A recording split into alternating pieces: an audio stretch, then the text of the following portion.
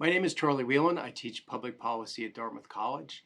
I got my PhD from the University of Chicago, and I've spent the last 25 years working on issues related to economics, public policy, finance, and related topics.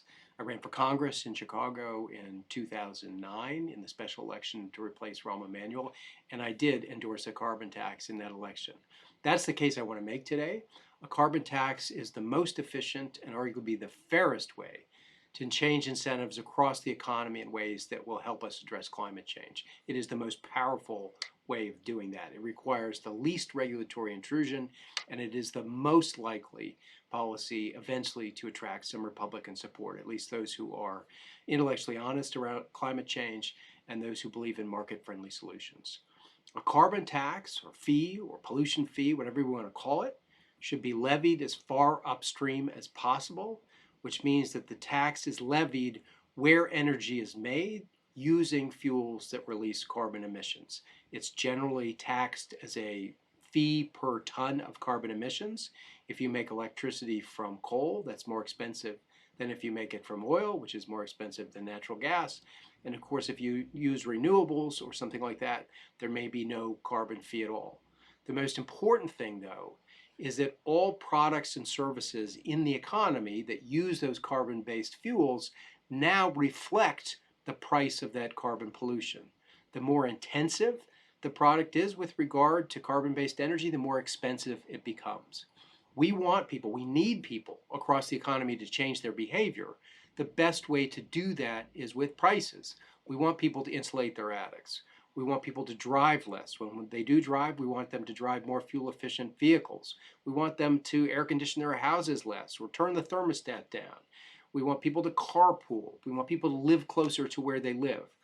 We can't, or at least not reasonably, regulate all of those behaviors. It's not something we would want to do anyway. The power of a carbon tax is that it encourages people to do those things in a market-friendly way. When you go to shop for refrigerators, the one that was manufactured using the least carbon output is now the most attractive from a price standpoint.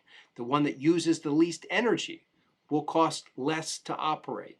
When people walk into a car showroom, they're always choosing the least expensive car, but now they will take the pollution of that car, both operating it and the manufacturing of it, into account. People who care about climate change will change their behavior, and people who don't will also change their behavior. Now, once you change behavior using a carbon tax, you're raising revenue based on the pollution that is generated. There are a number of things you could do with that revenue. You could spend it like any other kind of government revenue. You could use it to offset other taxes. The most politic and arguably the fairest thing to do with the revenue generated by any kind of carbon tax or fee would be to divide it up by the number of eligible tax-paying citizens and return it in the form of a carbon refund on a pro rata basis. Everybody gets the same carbon dividend. There are a number of features that are attractive about that. One is that a drawback of a carbon tax is it has the potential to be regressive. People who are low income use a higher portion of their income on things like home heating oil, transportation, and the like. However, overall, their carbon footprint is likely to be smaller than average because their consumption is lower. That means that for the typical low-income person, the carbon dividend that they get back is most likely higher than the accumulated fees that they've paid as a result of the carbon tax. For people who are high income, who have large houses, private planes, and the like, their carbon dividend will not offset fully the price that they pay in terms of the carbon tax. And that's okay. This is a tax that is levied most heavily on those who are the biggest polluters and those who have the highest carbon footprint.